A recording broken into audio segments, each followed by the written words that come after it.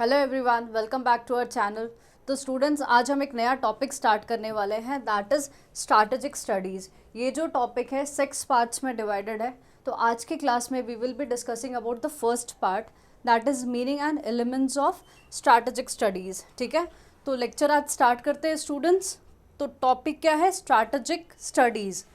Strategic studies is the field of academic inquiry and practical application that focuses on understanding the use of power, influence and resources to achieve specific objectives. ठीक है, तो basically अगर हम बात करते हैं strategic studies की, तो स्ट्रैटेजिक स्टडीज़ है क्या? ये एक थियोरी है, उसका प्रैक्टिकल एप्लीकेशन हम करते हैं, जो फोकस किस में करता है? अंडरस्टैंड करने में पावर, इन्फ्लुएंस एंड रिसोर्सेज, ताकि हमारे जो स्पेसिफिक ऑब्जेक्टिव्स है वो हम अचीव कर पाए in the context of national security, international relations and military affairs. It involves analysing various factors.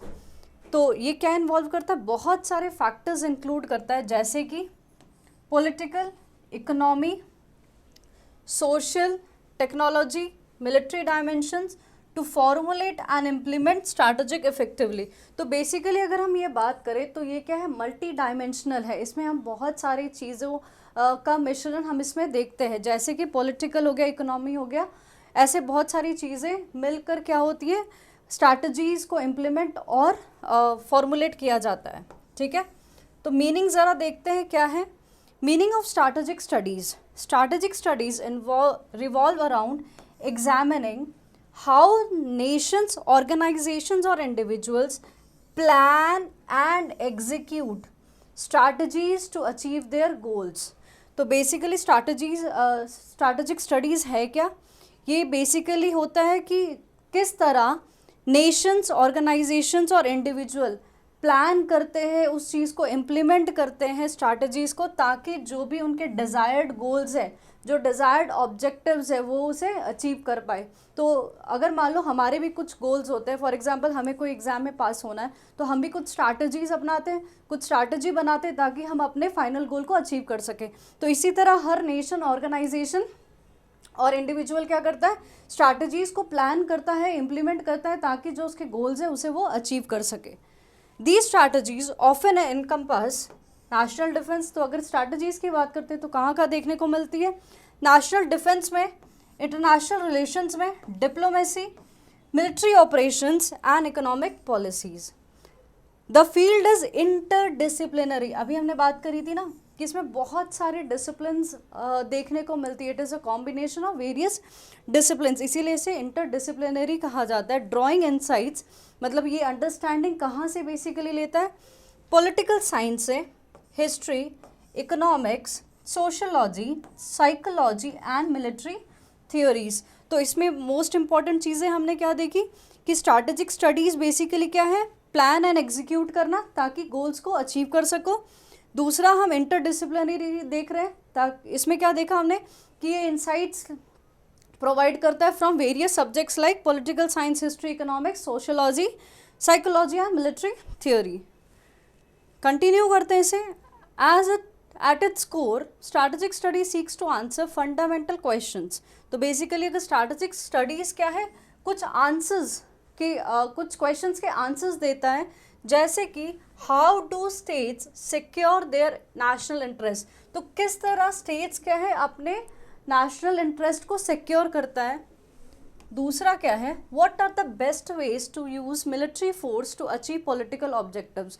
तो किस तरह, कौन सा बेस्ट वे है मिलिट्री फोर्स को यूज़ करने का, ताकि जो भी पॉलिटिकल ऑब्जेक्टिव है किसी कंट्री का वो अचीव कर सके।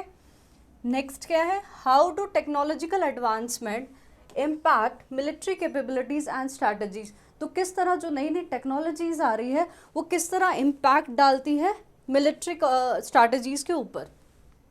What role does diplomacy play in international relations and conflict resolution. तो किस तरह डिप्लोमेसी रोल प्ले करती है, कहाँ पर? इंटरनेशनल रिलेशंस में, मतलब क्या? दो कंट्री के रिलेशंस में, और जो भी कॉन्फ्लिक्ट होता है उसको रिजॉल्व करने में। Next is how do economic policies influence national security and strategic decision making. तो किस तरह इकोनॉमिक पॉलिसीज जो है वो इन्फ्लुएंस करती है नेशनल सिक्योरिटी को एंड स्ट्रैटेजिकली डिसीजन मेकिंग में, ठीक है। So this was about the meaning of the strategic studies. अब हम एक एक करके इसके एलिमेंट्स पढ़ेंगे। तो एलिमेंट्स ऑफ स्ट्रैटेजिक स्टडीज़ हम देखेंगे, ठीक है। तो पहला एलिमेंट जो हमारे पास है that is military strategy and operations. तो what is the very first element of strategic studies? Military strategy and operations. This element examines how military forces are organized, trained, equipped and employed to achieve strategic objectives. तो ये basically element क्या बताता है कि ये element examine करता है कि किस तरह जो मिलिट्री फोर्सेस है वो ऑर्गेनाइज की जाती है, उनको ट्रेनिंग दी जाती है, किस तरह उनको ट्रेन किया जाता है, किस तरह के इक्विपमेंट यूज़ किए जाते हैं ताकि जो भी ऑब्जेक्टिव्स है, ठीक है, मिलिट्री ऑब्जेक्टिव्स जो भी है वो अचीव कर सके। मिलिट्री स्ट्रैटेजी में होता क्या है? Military strategy includes planning. Strategy का मतलब क्या है? प्लान ही कर रहे हो कुछ अचीव करने के लिए, तो ये प्लानिंग है किस लिए? डिफेंस के लिए। डिफेंस मतलब अपने आप को प्रोटेक्ट करना, ऑफेंस मतलब अटैक, डिटरेंस मतलब किसी चीज़ को डिस्करेज करना, manoeuvre warfare across different domains मतलब क्या? पोजीशंस को यूज़ करना ताकि आप एनिमी की तरफ मतलब जीत सको, या एनिमी के मतलब manoeuvre warfare across different domains. इसका मतलब क्या होता है कि आप पोजीशंस का यूज़ करते हो ताकि आप एनिमी को आसानी से जीत सको, एनिमी के अगेंस्ट जीत सको, ठीक है। जैसे कि लैंड, सी, एयर, स्पेस, साइबर स्पेस। तो बेसिकली क्या है? ऐसी पोजीशंस को यूज़ करना डिफरेंट डोमेन्स में, जैसे कि लैंड हो गया, सी हो गया, air, space and cyber space में।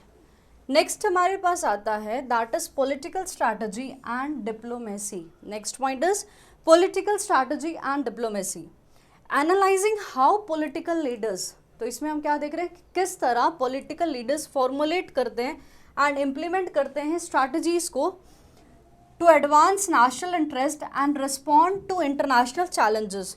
तो बेसिकली किस तरह जो पॉलिटिकल लीडर्स हैं वो फॉर्मुलेट करते हैं और इम्प्लीमेंट करते हैं डिफरेंट स्ट्रैटेजीज़ को, ताकि जो नेशनल इंटरेस्ट है उसकी तरफ एडवांस करे, उसकी तरफ जाए एंड रिस्पॉन्ड करे जो भी इंटरनेशनल में चैलेंजेस देखने को मिल रहे हैं उससे।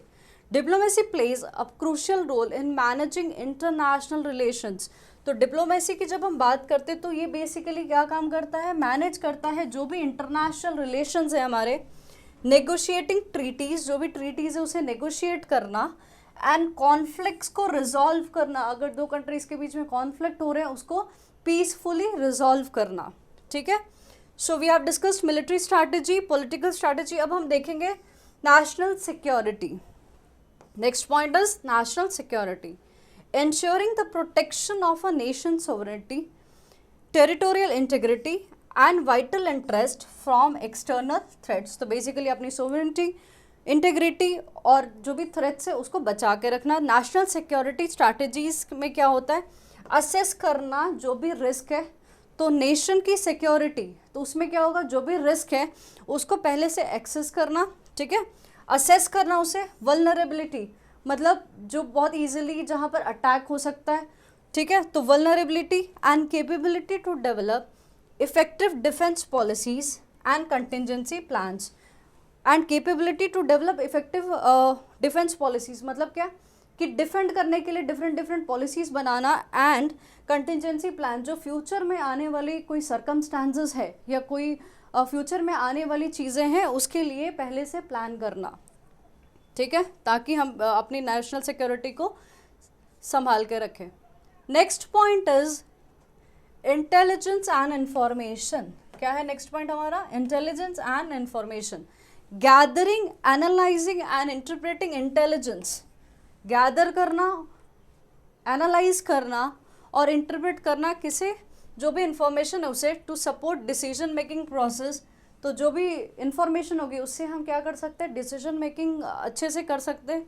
Intelligence agencies provide critical information about the adversaries' intentions, capabilities and potential threats, enhancing situational awareness and strategic planning. तो जो भी इंटेलिजेंस एजेंसीज हैं, इंटेलिजेंस एजेंसीज की अगर हम बात करें तो डिफरेंट डिफरेंट एजेंसीज जो बनाई गई है, जैसे ब्यूरोज बनाए गए, तो वो क्या करती है, वो हमारी इंटेलिजेंस ब्यूरो जैसी होती है। वो क्या करती है, इन्फॉर्मेशन प्रोवाइड करती है किसके बारे में, जो भी एनिमीज़ है उनकी इंटेंशंस क्या क्या है, उसके बारे में उनकी कैपेबिलिटीज़ क्या है एंड क्या क्या आगे थ्रेट्स होने वाले हैं, दैट इज़ पोटेंशियल थ्रेट्स के बारे में बताती है, ताकि सिचुएशनल अवेयरनेस हो। ठीक है, सिचुएशन की अवेयरनेस हो एंड प्रॉपर प्लानिंग कर सके अपने गोल्स को अचीव करने के लिए। Next point is economic dimensions. Economic factors include strategic decisions including resource allocation, resource को डिस्ट्रीब्यूट करना, क्योंकि रिसोर्सेज के हमारे पास स्केर्स है तो उसको इफेक्टिवली डिस्ट्रीब्यूट करना, industrial capacity and economic consequences of military actions और कॉन्फ्लिक्ट्स। तो इकोनॉमिक फैक्टर्स भी इन्फ्लुएंस करते हैं स्ट्रैटेजिक डिसीजंस को, राइट? किस तरह? जैसे कि रिसोर्स एलोकेशन हो गया, इंडस्ट्री की क्या कैपेसिटी है, इकोनॉमिक क्या कॉन्सिक्वेंसेस हो सकते हैं अगर मिलिट्री ने कोई एक्शंस लिया तो। Economic strategy involves trade policies. तो बेसिकली इकोनॉमिक स्ट्रैटेजी की बात करते हैं तो इसके अंदर क्या आता है, ट्रेड की पॉलिसीज़ आती है। ठीक है, फिर सैंक्शंस आते हैं and financial statecraft to bolster national power and influence. तो बॉल्स्टर का मतलब क्या है, to support national power and influence. Next point is technology and innovation. The impact of technological advancement on military capabilities and strategic operations is significant. तो हम देखते हैं कि जो भी इम्पैक्ट है टेक्नोलॉजी का बहुत ही इम्पोर्टेंस रखता है कहाँ पर, स्ट्रैटेजिक ऑपरेशंस वगैरह में। Strategic studies explore developments in areas such as. तो जब हम स्ट्रैटेजिक स्टडीज़ की बात करते हैं तो ये क्या करता है, डेवलपमेंट की बात करता है। कहाँ पर, कौन से एरियाज़ में? साइबर वॉरफेयर, मतलब क्या, साइबर का यूज़ कर रहे हो टू अटैक। अनमैन्ड सिस्टम आजकल देख रहे हो कि जहाँ पर मैन का यूसेज नहीं होता है। ठीक है, artificial intelligence and space technology and their implications for national securities. तो ये सारी चीज़ों में हम क्या देख रहे हैं, टेक्नोलॉजी हमारी डेवलप कर रही है जिससे हम स्ट्रैटेजिक डिसीजंस क्या अच्छे ले सकते हैं, स्ट्रैटेजिक प्लानिंग हम अच्छी कर सकते हैं। Next is ethics and legal considerations. Next point is ethics and legal consideration. Examining the ethical implications of strategic decision such as the use of force, humanitarian intervention and adherence to international legal norms and conventions. Ethical consideration shape policies। जो अगर ethical considerations की बात करें तो ये क्या करता है, ये policies को shape करता है and practices to uphold human rights, ताकि human rights को क्या करें, बरकरार रखें, and international laws during military operations and conflict resolution and international laws। तो बेसिकली क्या कर रहा है, ये जो पॉलिसीज़ एंड प्रैक्टिसेस है इससे क्या होगा, जो भी ह्यूमन राइट्स है उसको आप होल्ड करके रखें एंड अबाइड करें इंटरनेशनल लॉज को ड्यूरिंग जो भी मिलिट्री ऑपरेशंस है एंड कॉन्फ्लिक्ट का रेजोल्यूशन के समय। ठीक है, next point is international relations and alliances. International relations and alliances, understanding how states interact in the global Arena. तो बेसिकली क्या है, इसमें क्या है, अंडरस्टैंड करना कि किस तरह डिफरेंट कंट्रीज़ क्या हो रही है, इंटरैक्ट कर रही है आपस में, ग्रुप बना रही है, अलायंस बना रही है। ग्रुप बनाना, अलायंस को बनाना, अलायंस को मैनेज करना एंड नेविगेट करना। ठीक है, उसको चलाना, international agreements and organisations. Strategic studies analyse the dynamics of international politics. तो जब हम स्ट्रैटेजिक स्टडीज़ की बात करते हैं तो स्ट्रैटेजिक स्टडीज़ बेसिकली क्या करता है, एनालाइज करता है किसे, the dynamics of international politics. तो जो भी इंटरनेशनल पॉलिटिक्स के जो डायनामिक्स है उसे स्टडी करता है, कोऑपरेशन की बात करता है, कंपटीशन की बात करता है एंड कॉन्फ्लिक्ट रेजोल्यूशन के लिए स्ट्रैटेजीज़ की बात करता है। Next is crisis management and conflict resolution. Crisis management and conflict को रिजॉल्व करना। Developing strategies and tactics for managing crisis, मतलब क्या, स्ट्रैटेजीज़ को बनाना, टैक्टिक्स नई नई लेकर आना ताकि जो भी क्राइसिस है, ठीक है, कंट्री के अंदर जो भी क्राइसिस आ रही है उसको मैनेज कर सके, जो भी कॉन्फ्लिक्ट्स है आपस में कंट्रीज़ के अंदर या विद इन कंट्रीज उसको सॉल्व करें, एंड प्रिवेंटिंग एस्केलेशन। एस्केलेशन का मतलब क्या होता है, जो कॉन्फ्लिक्ट है उसको राइज करने से बचाएं ताकि कॉन्फ्लिक्ट इतना बड़ा ना हो जाए। This includes techniques for negotiation.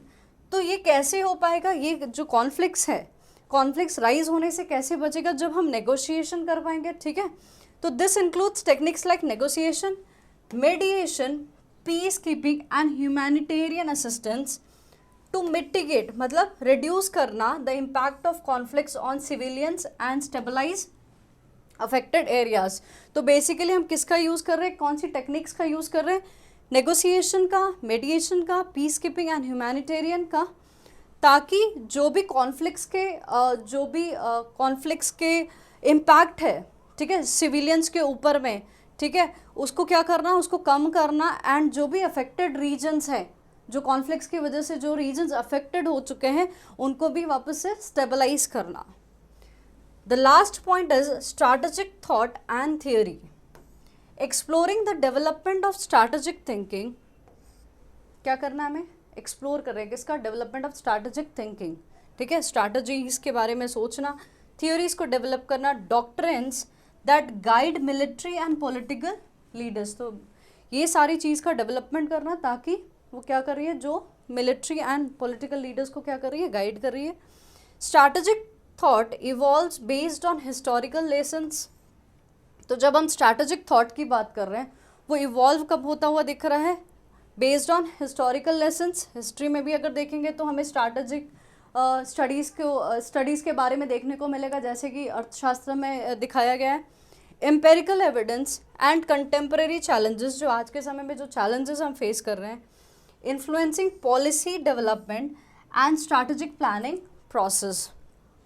तो स्ट्रैटेजिक थॉट एंड थ्योरी में क्या लिखा है कि एक्सप्लोर करना डेवलपमेंट ऑफ जो भी स्ट्रैटेजिक थिंकिंग है, थ्योरीज एंड डॉक्ट्रिन्स को जो गाइड करती है मिलिट्री एंड पॉलिटिकल लीडर्स को। स्ट्रैटेजिक थॉट इवॉल्व कैसे हो रही है, बेस्ड ऑन हिस्टोरिकल लेसन, जो भी हिस्ट्री के लेसन्स है उसके जो भी एविडेंसेस हैं, ठीक है, एम्पेरिकल एविडेंसेस अवेलेबल हैं वो, कंटेम्प्रेरी चैलेंजेस जो आ रही है उससे, and influencing policy development and strategic planning process. तो ये था हमारा मीनिंग एंड एलिमेंट्स आज की क्लास में। नेक्स्ट क्लास में हम पढ़ेंगे इम्पॉर्टेंस ऑफ स्ट्रैटेजिक स्टडीज़। तो आज का लेक्चर स्टूडेंट्स हम यहीं ख़त्म करते हैं, मिलते हैं आपको अगले लेक्चर में एक नए टॉपिक के साथ। Thank you so much students for watching this video.